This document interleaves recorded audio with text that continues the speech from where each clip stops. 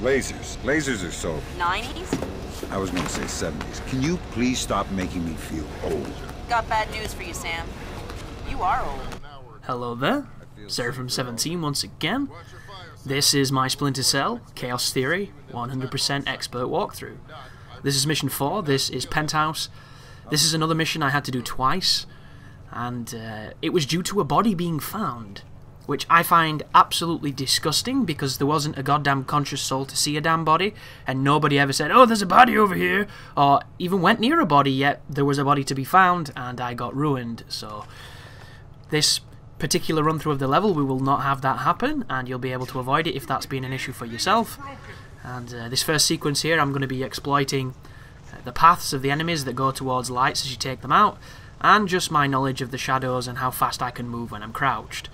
This is slightly trickier than it looks when you try and do it, but I did check it a few times to make sure it worked every time, and all 3 times I tried it, it did work, so to me that is a strategy. I'm not the biggest fan of a strategy that only works once in a blue moon when the planets align and, you know, Lord and Saviour Patrick Stewart turns up, because I don't think that it's good enough really. But this one should work, or some variable of this. Just be aware that any moment, if the AI is even remotely erratic, they might spot you, and it does happen, because that's what this game can be. But one body that I know can easily be found is this dude who's fixing the elevator. If you take him out without taking out the other guy that's down with him, he generally finds his body, and I've dumped him in the corner that is the most distance from that other guy's path, in complete shadow, and the dude still finds the body. It's almost like he knows his friend is gone, which is quite rare in this game, so if you're going to take this guy out, like I'm about to do, you have to take his buddy out too, or you're probably going to have trouble there, like I did. But I'd like to address something a subscriber said. I don't know when this video will go out, hopefully it's quite soon. But the most recent video I did for Bloodborne to them was a spoiler, and it was featuring some pre-release footage of a new boss, and they basically said that they probably should unsubscribe from the channel because to them that video was a spoiler. And I'd like to address everybody who's worried about me spoiling things as far as Bloodborne is concerned. You absolutely have that to fear. If you are not going to be playing Bloodborne on release, or if you are going to be on YouTube while playing it on release and expecting not to see, you know, anything that you've not seen, you're going to be in trouble. It's just fact, guys. It's not me being malicious or wanting to ruin your experience or your game or anything like that. It's just that is exactly what YouTube's going to be. YouTube is going to be a hotbed of people putting out Bloodborne content. Everybody's going to be trying to be the first person to show something new, and everybody's going to be trying every trick they can to make sure that their video gets found. And whereas, you know, I don't do booby thumbnails and face cam and stick my face on all the videos and talk like a 14-year-old boy who's probably a Mormon because he's so goddamn cheerful and he never sees anything that's even remotely negative about anything. I might not do that so much, but I am going to be putting accurate names and titles and making thumbnails that represent exactly what it is, because that's the way I've always kind of done things. And I'm at the age now where I couldn't give a single fuck about games when it comes to spoilers. Unless it's a narrative that I'm really invested in, that would upset me if somebody told me an ending to something I had an investment in. But as far as stuff that's in a game, doesn't bother me at all, because it's just out of context information that looks cool and I'm going to bump into sometime when I play it. So, and a good example of this will be Bloodborne. Bloodborne comes out on Tuesday in America, comes out on Friday in England. That is bullshit. That means America are going to have it for a considerable amount of days, and do you know how much Bloodborne footage is going to be up on YouTube? A ton. Do you know how much of that I'm going to watch? A ton. And I'm not going to do it because I want to cheat or because I want X or Y. I'm going to do it because I'm excited for the game and I want to be playing it. And if I can't play it, I'm going to watch it. There's no two words about it, because I just don't care. I want to see what's going to kill me. I want to see what's ugly. I want to see what's amazing. I want to see everything. I want it all immediately. I'm entitled. Let me have it. So my strategy going in is I'm going to go to like a family game store that I know quite local to myself, and I'm going to ask them what they're like with Street Date. And if I were to give them slightly more money for a said game, a week before it's released, or maybe more, depending on when they get the shipment of it, I will hopefully be able to get Bloodborne quite early, which would be great. And I will already have maybe the entire playthrough recorded and uploaded, you just can't see it yet. And then as soon as you know, the game's released, boom, I hit your sub box with 5 videos, and you've immediately got some fix of Bloodborne. But if you're one of those people who like is afraid of getting things ruined, then I just cannot tell you to stay. I can't. I have to tell you to just temporarily unsubscribe until you've got it out your system, because you're the one who's going to suffer here. I am not suffering at all, because I just don't care. And it's not that I don't value people and I want to willingly ruin things for them. It's just that if I don't accurately title videos and I don't accurately make these videos, they're never going to stand a chance. And in 2 months' time, when somebody searches for it, you know, I can't not have it be the right thing. And I appreciate that that's a problem for some. Some people don't care, some people do. And it's very simple to unsubscribe, folks. You can still YouTube my channel and have a look at it if you want to look for other stuff. You just have to be aware that at any one given moment it can be ruined for you, and it sucks, but that's the nature of the beast. Now, this sequence here is very dark, but I hope you can see the torch, and that's all you have to focus on. Focus on the dude with the torch, get behind him, interview him if you want to, or just take him out, depending on how you feel. What are you doing down here? But I have no idea if I'm going to be able to get the game early, because the person I'm going to be going to, I haven't been to their store since the N64 days. They're a shop in a place called Doncaster, which you might have heard of. And I'll never forget the dude who owns it, because I had WrestleMania 2000 for the N64. It was the one made by THQ. They did the WCW vs NWO Revenge, which was one of the best wrestling games ever made. And then they made the WrestleMania one, because they got the WWF license. And I remember loving the game, but I got bored of it because it was very similar. It was kind of like a reskin with a couple extra moves. So I wanted to make the most of its trading value. And I remember, I forgot where the book was for it, the instruction booklet. And back in those days, guys, instruction booklets added so much value to games that you needed them. So, because I didn't know who we were dealing with when I was trying to get this traded in, I put a different game's instruction booklet into it. And I did it strategically. It was the same tone as the booklet for the other one, and I put it in upside down. I also put it in the part underneath where the game box was, so you had to earn it if you wanted to check it, and the dude did, to his credit. The guy knew his stuff. You know, he'd been around the block a few times, and he checked it and realised it was a Mortal Kombat 4 instruction booklet. So the value that I got for it was infinitely diminished, but I just kind of wanted to get rid of it. So from that day forth, we always had this reputation for the guy as being kind of on the ball, you know, kind of like a shark, because he ripped you off. You know, we're not going to mince words here. He's running a business, he's trying to make profit on things, so he rips kids off. That's just how it works. It's unfortunate, but it's no different to what game does, and they smile while they do it, so you can't exactly get, you know, uppity about it. It's just the way it is. And that was, what, 2000? So that was a few years ago. And it might have been 99, actually, because they generally do the year after, don't they? But I'll never forget the dude. I'll never forget that experience, because it was just that elation and that utter deflation afterwards, thinking that we were going to get away with it, and then we didn't. And I'm going to be going back into there, and I don't know if I should email them first, test the waters a little bit, or if maybe the email will be a little bit insincere. I'm not too sure. Because the thing is here, folks, you know, street dates, it's for fair trade reasons. That's exactly what it is. It is to propel this notion of fair market. That's all it is, guys. It is something that companies are obliged to abide, but it's not a law, and it's not a rule. So the people who break it, all they're doing is breaking goodwill. That is it. And in a perfect world, yeah, it does suck. Nobody should release the game early, but that's not how the world works, guys. It just isn't. And this is a really important game, and I don't mind paying a little bit extra for it, so if I can do it, I'm definitely going to try. And I'm hoping that, you know, this guy's not going to exploit that. I'm hoping that he's going to be cool. The best case scenario would be he's a subscriber or something. How cool would that be? That would be like the weirdest, like, Twilight Zone moment of the dude knows the channel and then he's more than obliged to do it. But I have absolutely no faith in that theory, so I'm going in cold, I'm going in blind, and I'm expecting to pay maybe double. It'd be cool if it was just a tenner extra or 20 quid extra. Like, I might try and sweeten the deal by saying I'll buy a PS4, because the PS4 at this moment in time is more expensive than the Xbox One. And when they were first being revealed and released in that, it was the other way around. The Xbox was like 100 quid more, but now they're a lot cheaper. And that fucking sucks, because I would have really liked a PlayStation for less than 350 quid, which I think is kind of disgusting, personally. But that's just me. This is interesting too. Do you hear the song that's happening right now? It's like a kind of rocky song that's happening. It happens all the way through this level. Some dude's got it on like repeat, and then later on in the game it turns on again, and it makes me wonder if, you know, one of the dev team has their own band and this is their one of their songs, because it's definitely getting some airtime, and it's not a terrible song. It's not too bad for a bit of background noise while you're Splinter Cellaring, which isn't a word, but we'll live with it. So here, using the light to bait him, then taking him out in the shadow. But I bought Dark Souls 2 twice to get early footage for it, to fight the notion of it being released early in America, which I completely disagree with.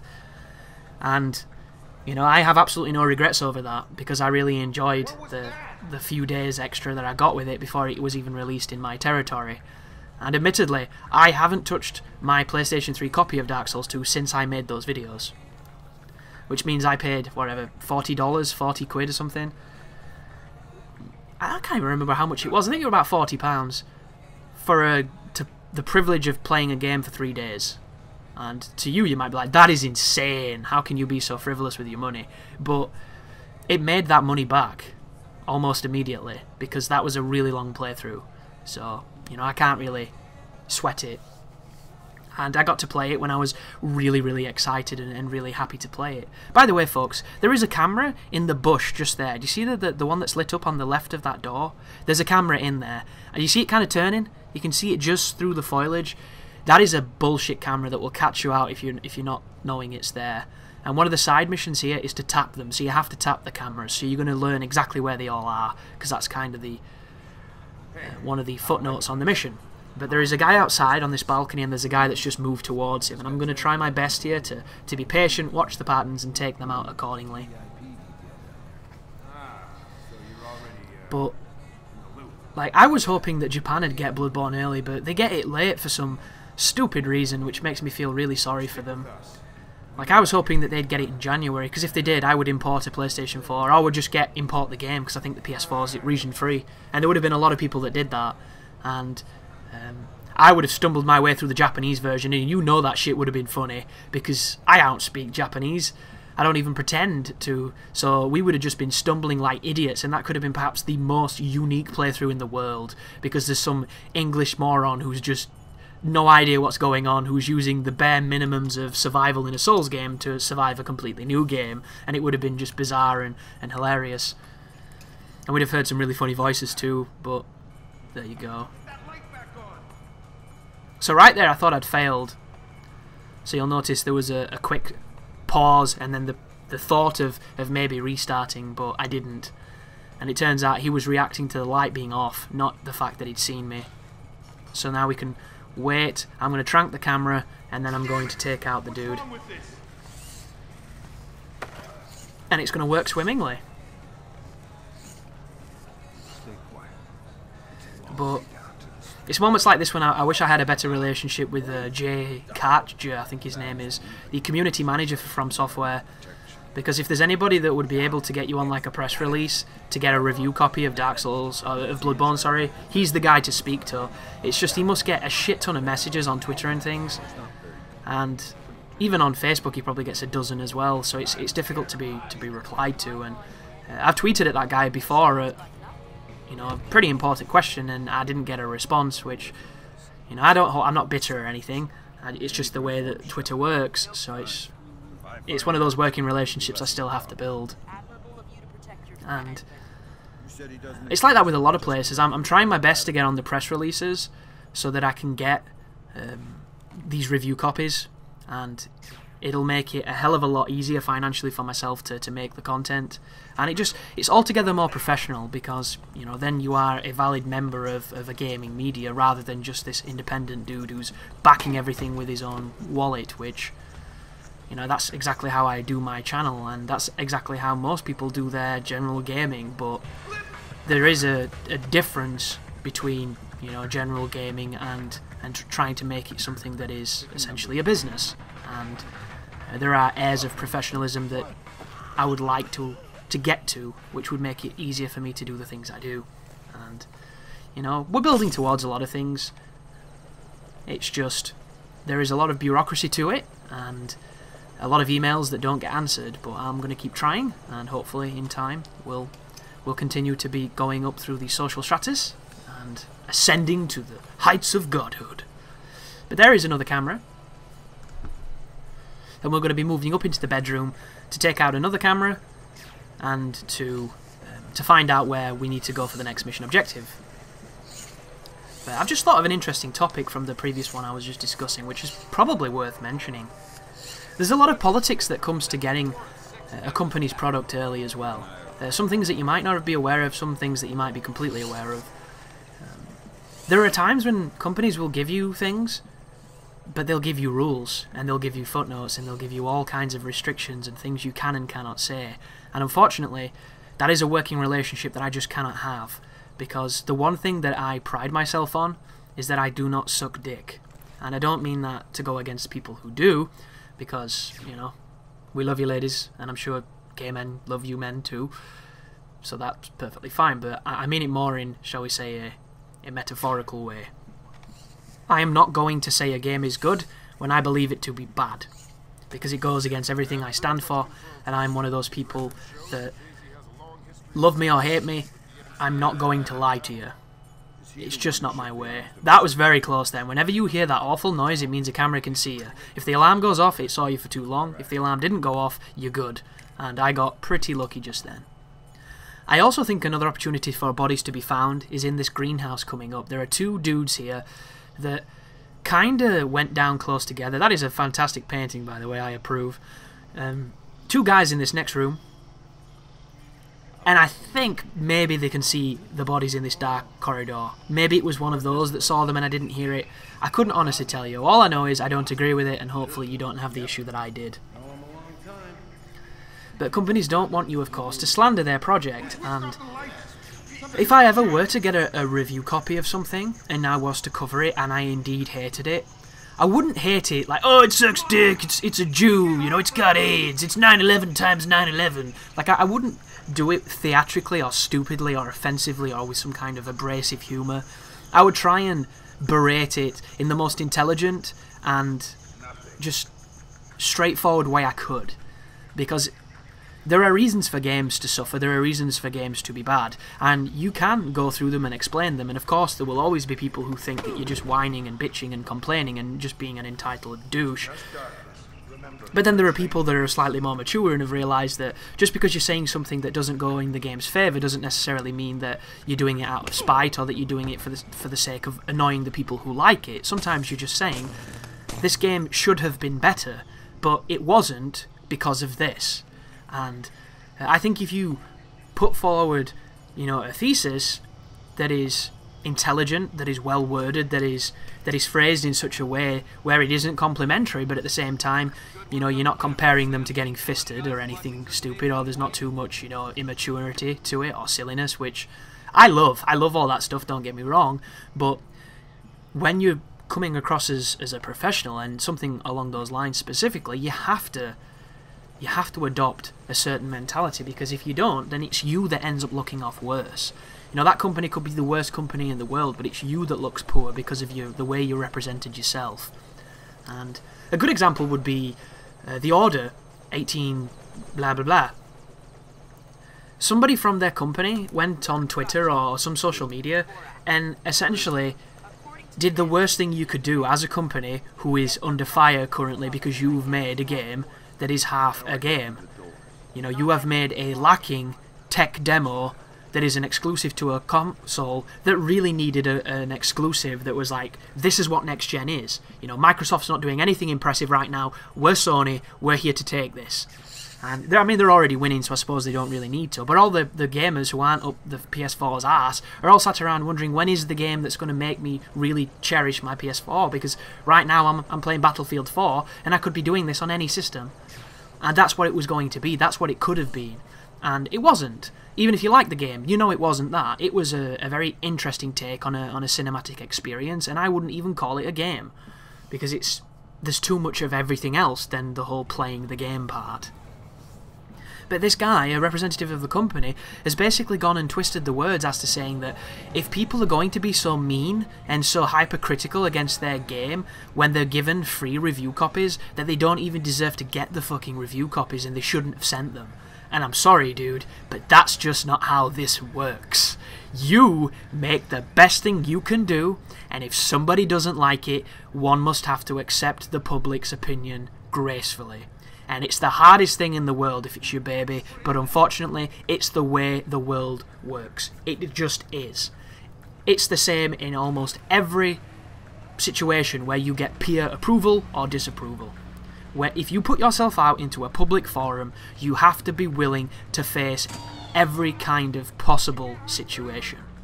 And nobody's fully prepared for it because there's always somebody that's going to surprise you. It's just the way that it is. But you have to accept that criticism gracefully, especially if you're the public voice of a company. Like, if you're a YouTuber and you're getting trolled, you know, it's probably understandable to send something stupid back and get angry and hatefully and just have a nice dirty message of expletives. But if you're working for Microsoft and you do that, you done fucked up, son. And it wouldn't surprise me if that guy lost his job. Because do you remember not so long ago when somebody tweeted something similar from I think it was Microsoft or something along those lines, and they lost their job? You know, I think they were defending the always on or something. You can't do that. It's not the way the industry works. You've got to sometimes hold your tongue. And the sad part is, the critics don't. But that's what they're there for.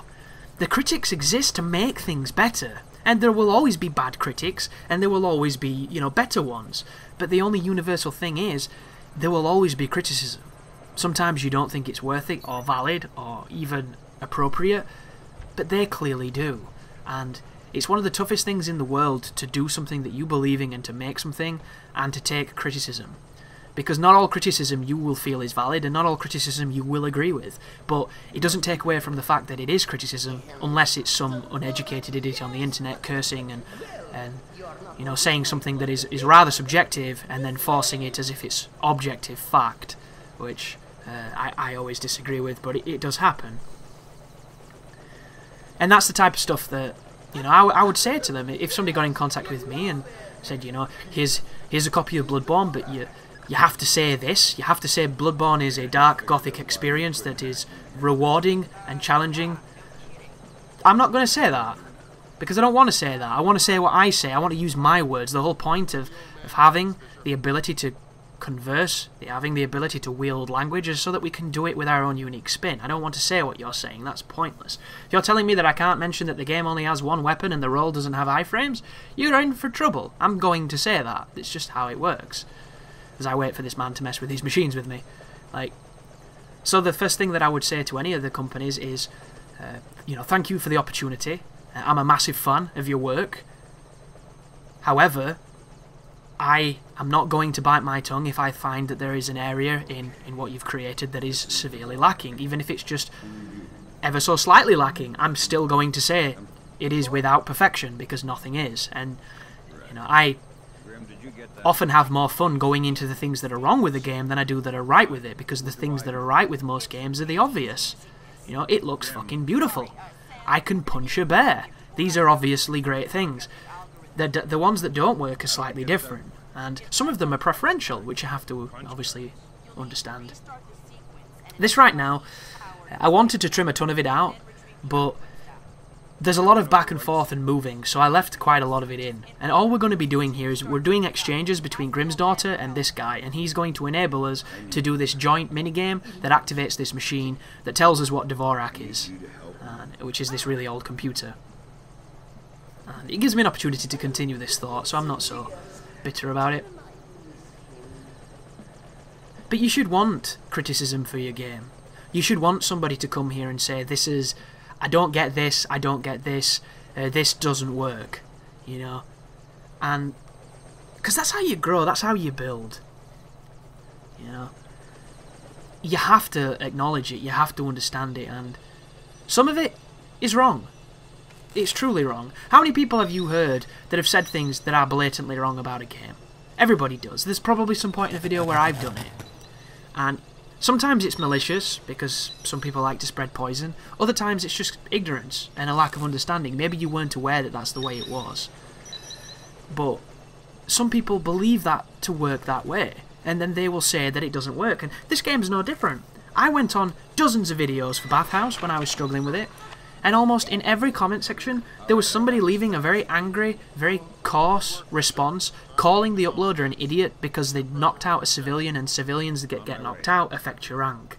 That is wrong. If a reviewer said that in a review or in some kind of critique against you as a developer, they're wrong. And you know they're wrong because you had part of, you know, the development process, and hopefully that's something that you were aware of.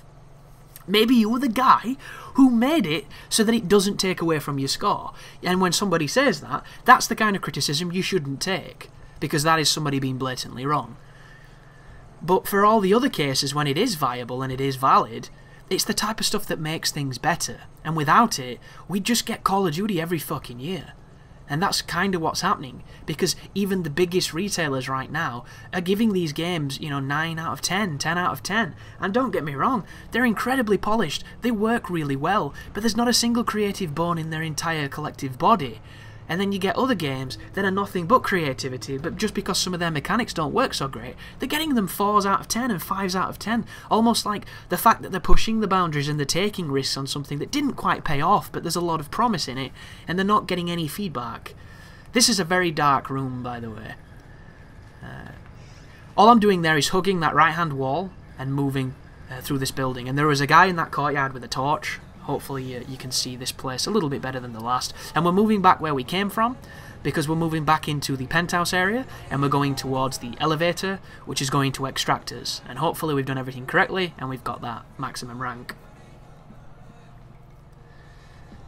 But there's a giant misnomer to people that, you know, don't look at discourse as progress, and that is that criticism is bad, because it isn't. There is a massive difference between criticism and bad criticism, and one of them is invaluable. The other is a waste of time, and it is a very fine, you know, very fine amount of gradation that separates the two. But that was Penthouse. See how we did. All the objectives completed. 14 enemies knocked out, 27 minutes in, 100%. Thank you very much for watching. You take care now.